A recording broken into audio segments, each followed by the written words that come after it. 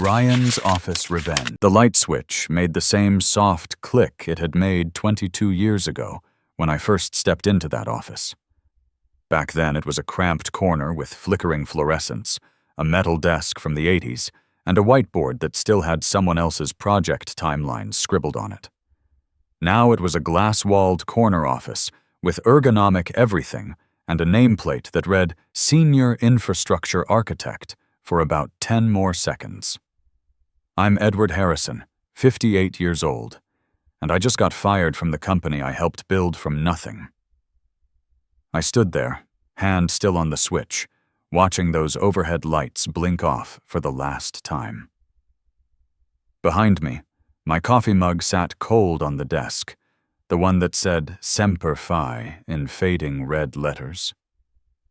A gift from my late wife, Sarah, before the cancer took her 5 years back.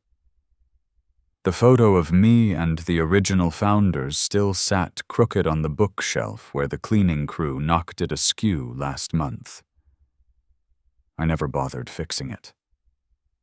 Maybe some part of me knew this day was coming.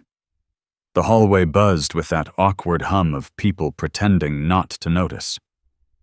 When you've been somewhere as long as I have, your name becomes the kind of whisper that young managers squint at on org charts and interns try to Google when they need something fixed at 2 a.m.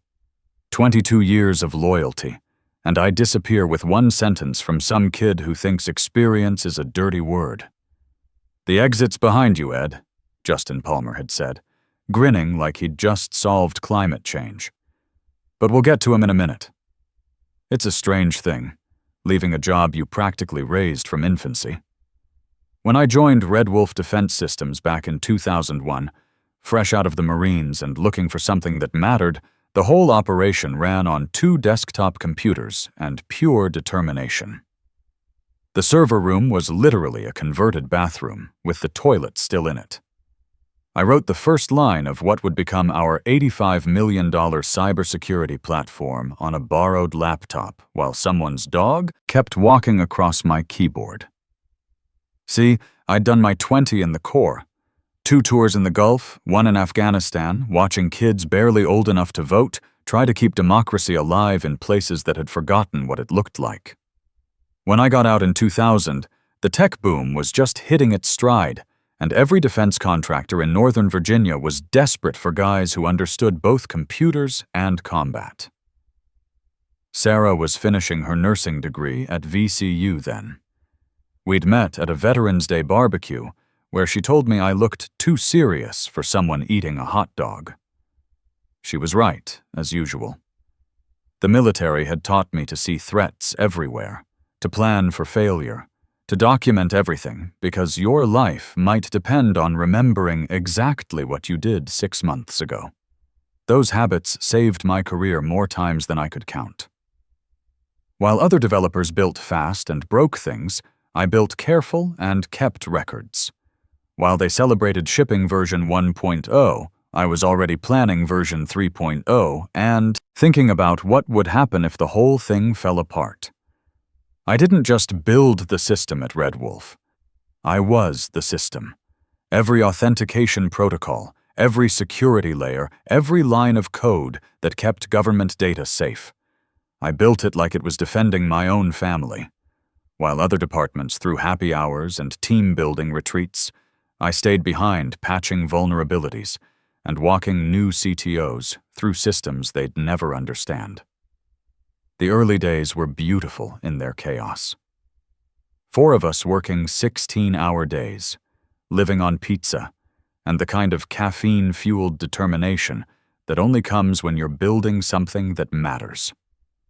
Richard Stone, the founder, was a former NSA analyst who understood that cybersecurity wasn't about fancy interfaces or marketing buzzwords. It was about keeping bad people out of places they didn't belong. Sarah used to bring me dinner when I worked late, usually around 9 p.m. when she got off her shift at the hospital. She'd sit in my car in the parking lot, and we'd eat Chinese takeout while I explained whatever fire I was putting out that day. She never complained about the hours, never asked when I'd be home. She understood that we were building something bigger than ourselves. "You know what I love about you?" she told me one night in 2003, after I'd spent 3 straight days debugging an authentication failure that could have compromised a Defense Department contract. "You don't just fix problems, you make sure they can't happen again." That was Sarah. She saw the best in everything, even when I couldn't see it myself. 3 CEOs came and went over the years. Some decent, some dumber than a box of rocks, but none of them ever questioned my place. I wasn't flashy. Wasn't the type to give PowerPoint presentations about digital transformation, but when our defense contracts needed security audits, or when some 3-letter agency called at midnight because their access was down, guess who they wanted? The old Marine who knew where all the digital bodies were buried. Me. I saw mergers, IPO talks, congressional hearings, and enough corporate drama to fill a soap opera. Through it all, quietly and methodically, I kept the lights on. I kept America's data safe while others played dress-up in corner offices and talked about leveraging synergies. Then Justin Palmer showed up, and everything changed. Justin Palmer was the kind of guy who uses utilize instead of use and thinks blockchain is the answer to everything. Private equity had brought him in to modernize our human capital, which really meant fire anyone over 40 who wasn't cheap enough. To him, I was legacy code in human form, a relic from the dial-up era who didn't understand that the future belonged to digital natives. The first time I met him was at a company-wide meeting in August. He strutted in wearing a suit that probably cost more than most people's rent, carrying a tablet and talking loud enough for everyone to hear his phone conversation about disrupting the paradigm. Sarah would have laughed at that. She always said you could tell everything you needed to know about a person by how they treated the janitor and how many buzzwords they used in normal conversation. "Team," he announced. Like we were his personal army, we're entering a new era. The old ways of doing business are dead. We need to think differently, move faster, embrace innovation. I sat in the back, watching him click through slides full of pie charts and growth projections. He talked about right-sizing the workforce and optimizing legacy resources. Corporate speak for firing the people who actually knew how things worked. After the meeting, he made his rounds, shaking hands and making promises he'd never keep. When he got to me, he looked at my name tag, and his smile got a little tighter. "Edward, right? I've heard great things. 22 years with the company. That's impressive." The way he said impressive made it sound like a medical condition. "Just Ed," I said. "And yeah, I've been here since we had more computers than employees." He laughed like that was the funniest thing he'd ever heard. "Well, Ed, I'm looking forward to picking your brain about the legacy systems, getting your perspective on how we can modernize our approach." Legacy systems. There it was, the polite way of saying old garbage that needs to be thrown out. Over the next few months, Justin implemented his vision of progress. He hired a bunch of 25-year-olds straight out of coding boot camps and gave them titles like Innovation Specialist and Digital Transformation Coordinator. Kids who thought Stack Overflow was research and couldn't debug their way out of a paper bag.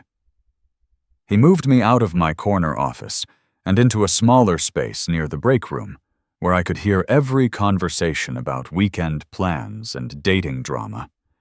Said it would help with cross-pollination of ideas. Really, it was just making room for his golf simulator. The breaking point came when one of his digital natives accidentally pushed untested code to production and crashed our authentication servers for 6 hours. Government agencies couldn't access their security dashboards. Pentagon officials were calling the founder directly, asking why their classified briefings looked like a Windows 95 screensaver. I fixed it in 20 minutes once they finally called me. Just reverted to the previous stable build and patched the vulnerability they'd introduced. But Justin took credit for the quick recovery in his report to the board. "Crisis management is about decisive leadership," he told them. We identified the issue, mobilized resources, and restored full functionality with minimal impact. He didn't mention that his decisive leadership consisted of panicking in the server room while I actually fixed the problem. That's when I knew my time was up. When incompetence gets rewarded and experience gets marginalized, you're working for the wrong people. Sarah always said I was too loyal for my own good, and she was right. But loyalty is supposed to be a two-way street. The final insult came during a security review meeting in October. We were discussing updates to our defense contracts, and Justin kept interrupting with questions that proved he had no idea how our systems actually worked. "Why can't we just migrate everything to the cloud?" he asked. "It would be more efficient." Because, I explained for the third time, government security protocols require on-premise infrastructure with specific encryption standards that cloud providers can't guarantee. He waved his hand like I was making excuses. "There's always a workaround. We just need to think outside the box." That's when I asked him, just to see what would happen, what zero-trust architecture meant. He stared at me for 5 seconds, then said, "I don't get into the technical weeds. That's what I have subject matter experts for." Subject matter experts, like I was some contractor he'd hired for the afternoon. After that meeting, I went home to the house Sarah and I had bought when we thought we'd grow old there together. Sat in my kitchen, looking at the empty chair where she used to drink her morning coffee and read me funny stories from the local newspaper. The cancer had taken her so fast I barely had time to process it. Work had been my way of coping, of keeping busy enough that I didn't have to think about coming home to an empty house every night. But now work felt empty too. Everything I'd built, everything I'd protected, was being handed over to people who saw it as nothing more than lines on a spreadsheet. That's when I remembered the red leather folder in my filing cabinet, the one I'd kept out of habit, the way Marines keep their service records long after they get out. Documentation from the early days, when we were too busy building to worry about paperwork. I pulled it out that night and read through the original IP agreements we'd signed back in 2001. Agreements that had never been updated, never been transferred, never been properly executed because there was always something more urgent to handle. Agreements that still listed Red Wolf Systems LLC as the owner of our entire code base. Red Wolf Systems, the shell company I'd created to handle the IP while we got the main business incorporated. The company I'd forgotten about until that moment. The company that, according to every legal document we'd signed, still owned the $85 million platform that Justin Palmer thought he could just give away to his digital natives. I spent the rest of that night reading every email, every contract amendment, every casual "we'll get to it later" response from management when I'd tried to clean up the paperwork over the years. By morning, I had a complete picture of just how badly they'd screwed themselves. And I was ready for Justin Palmer's next move. The call came on a Tuesday morning in November, 3 weeks after I'd rediscovered the Red Wolf Systems documentation.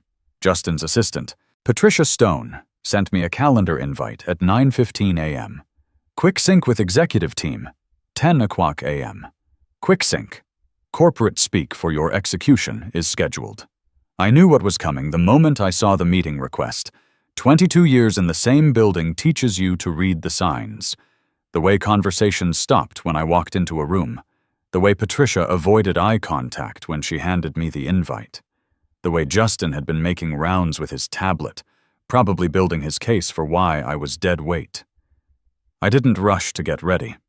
Took my time finishing my coffee, the good stuff I kept in my desk drawer, not the swill they served in the break room. Put on my best tie, the navy blue one Sarah had bought me for my promotion to senior architect. If they were going to fire me, they'd have to look at a man who dressed like he belonged there. The walk to Justin's office felt like my last patrol in Afghanistan. Same knot in my stomach. Same awareness that everything was about to change. The difference was, this time I knew exactly what was waiting for me.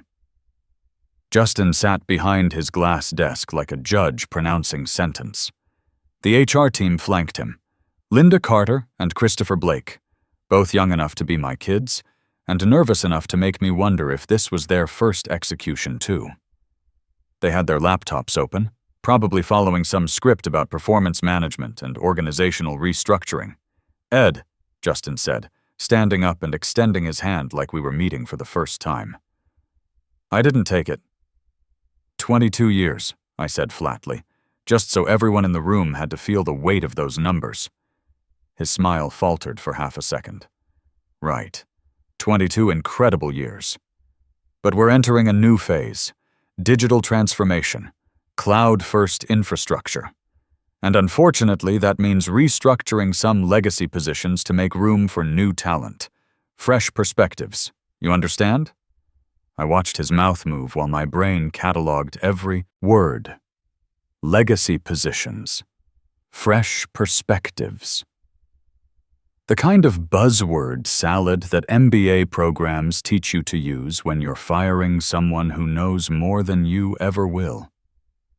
Behind him on the wall was a framed poster of our platform's security dashboard, version 1.0. The one I'd built in my garage on weekends, while Sarah brought me coffee and complained about the blue glow keeping her awake. The one they now used in sales presentations to Pentagon officials, calling it revolutionary defense architecture. Justin had no idea he was firing the architect of his revolution. "We'll offer you a generous severance package," Christopher jumped in, reading from his script. 3 months full salary, health benefits continuation, outplacement services. Very comprehensive. "Understood," I said, and stood up.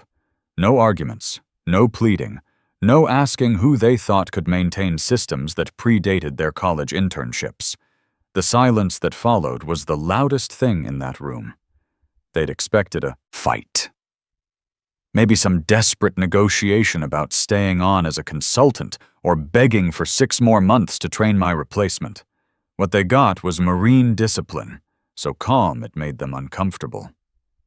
"Ed," Justin said slowly, tilting his head like a confused dog. "Is there anything else you'd like to discuss?" I thought about it for exactly 1 heartbeat. Thought about mentioning Clause 7.3 from the original IP agreement. Thought about explaining how their modernization was about to cost them more than my entire salary for the next decade. Instead, I said, "Nope," and headed for the door. The walk back to my office was a funeral march where I was the only mourner. People glanced up from their monitors, then quickly away, like looking at me might get them fired too. I passed the break room where someone was heating up leftover fish. Of course they were. In my office, I moved with purpose. Packed my personal laptop first, the one I'd bought myself, the one no corporate IT department could touch. Grabbed the red leather folder from my filing cabinet, the one that had been gathering dust behind my service records and anniversary photos. Left everything else. Let the digital natives inherit my technical manuals and industry awards. Let Justin keep the plaques on the wall from grateful government agencies who had no idea what was coming. The red folder felt heavier than it should have as I carried it down 5 flights of stairs. I didn't trust elevators that day. Didn't want to share a small space with anyone who might try to make conversation about my transition or ask if I was okay. Outside, the November wind cut through my jacket like it was paper. I got in my truck, the same Ford F-150 I'd been driving for 8 years, paid off and reliable as sunrise, and sat there for exactly 30 seconds, long enough to let reality sink in. Then, I drove to Murphy's Diner, the place where Sarah and I used to go when the cancer treatments made her too sick to cook at home. I ordered black coffee and sat in our old booth, the one with the cracked vinyl that nobody ever bothered to fix.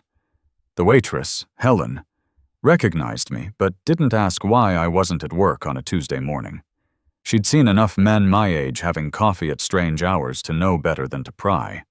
From my bag, I pulled out the red leather folder and set it on the table like I was placing evidence at a crime scene. 22 years of documentation, all of it organized with the methodical precision the Corps had beaten into me. The first tab contained the original IP agreement, signed in 2001, when Red Wolf Defense Systems was 4 people working out of a converted warehouse. Back then, I was still collecting disability payments and couldn't take a regular salary. So instead, we'd put everything in writing: ownership of source code, security protocols, and compiled executables would remain with Edward Harrison via Red Wolf Systems LLC until we had enough funding to execute a proper transfer. They'd called it a placeholder, a temporary arrangement until we got legitimate. 22 years later, that placeholder was about to become the most expensive oversight in corporate history. I pulled out my personal phone and dialed Jeffrey Walsh, the lawyer who'd handled Sarah's estate and knew how to keep his mouth shut. He picked up on the second ring. "Ed? What's going on? Remember that consulting opportunity we talked about last year? The one where I might have more leverage than a Swiss bank? You still own the platform, don't you? Every line of code, every security protocol, all of it flows through Red Wolf Systems LLC, and they never bothered to transfer ownership." Jeffrey's whistle was low and appreciative. "And you just got terminated. With cause, according to them. Failure to adapt to modern practices. This is going to be very expensive for them. How soon can you get to my office?" While I was scheduling my appointment with Financial Justice, Justin Palmer's digital empire was beginning its spectacular collapse. At 10:45 a.m., the East Coast Defense Portal locked out during a routine security audit, freezing access for 12 Pentagon officials trying to review quarterly compliance reports. 30 minutes later, the Navy's contractor management system started throwing authentication errors. By 11:20, a congressional aide from the Armed Services Committee was leaving increasingly angry voicemails about why the classified briefing dashboard looked like it belonged in a museum. See, those core modules I'd built over the years weren't just software. They were digital fortresses, wrapped in custom authentication protocols that only I knew how to maintain. When HR killed my company access, they triggered a cascade failure in systems they didn't even know existed. Nicole Rodriguez, one of the few competent people left in IT, started tracing the authentication failures around noon. Her diagnostic logs told a story that made grown programmers weep. Core systems reporting primary, license holder not verified and unauthorized access attempt logged. Justin stormed into the server room like a man trying to intimidate a machine. Security cameras later captured him pointing at server racks and shouting, "Just restart everything!" "Sir," Nicole said, looking like someone had asked her to defuse a nuclear weapon, "these are production defense systems. We can't just reboot them. Clear the cache. Reset whatever's blocking access. The authentication servers aren't cached, sir. They're hard-coded to verify licensing through Red Wolf Systems." That's when the real panic started, because Red Wolf Systems wasn't some vendor they could call. It was me, sitting in a diner booth, watching their $85 million platform turn into the world's most expensive paperweight. By 1 p.m., I was in Jeffrey's downtown office, signing documents that would make Justin's MBA head spin. The licensing agreement was beautiful in its simplicity. 3-year exclusive contract, $85 million upfront licensing fee, 15% royalty on new installations, and full architectural oversight retained by yours truly. My personal favorite clause, immediate termination of Justin Palmer from all operational authority. "They'll fight the termination requirement," Jeffrey warned. "They'll pay it," I said, signing the cover letter. "They don't have a choice." By 2:30 p.m., their first government client had escalated to urgent priority. A 3-star general wanted to know why his cybersecurity briefing looked like a Windows 95 screensaver. By 3 p.m., their biggest defense contract was frozen pending access clarification. By 4 p.m., founder Richard Stone was flying back from whatever expensive vacation he'd been enjoying, probably wondering how his $85 million company had become legally homeless in the span of one afternoon. The emergency board meeting convened at 5 p.m. sharp.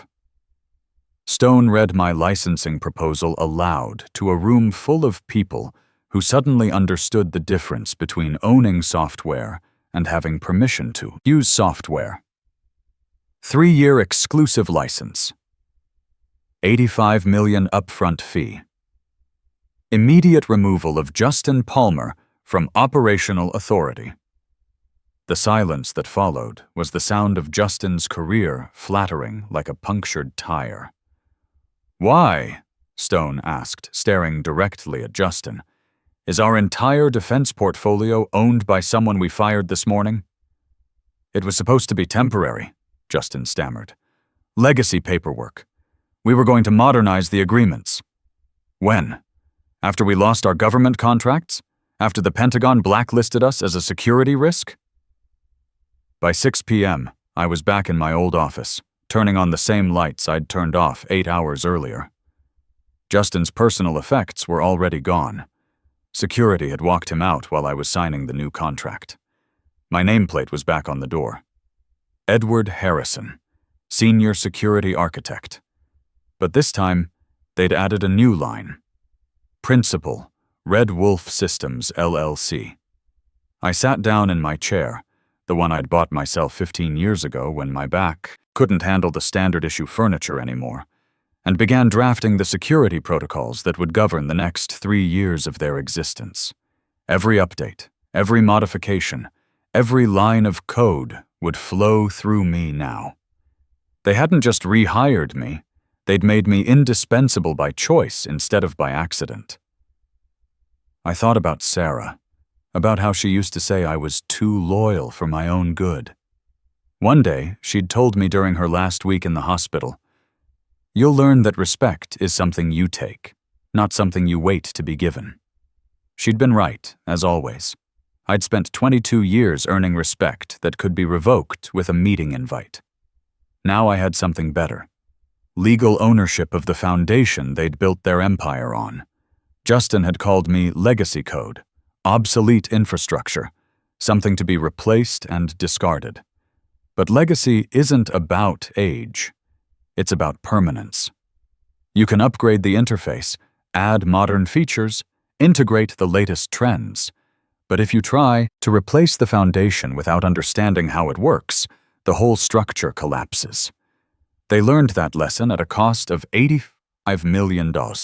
And every time they flip a switch in that building, every time they win a government contract, every time they brag to investors about their revolutionary security architecture, they'll remember one simple truth.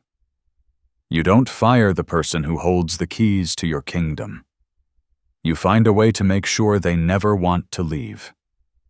They learned the most expensive lesson in corporate history. You don't fire the architect while you're still living in the building he designed.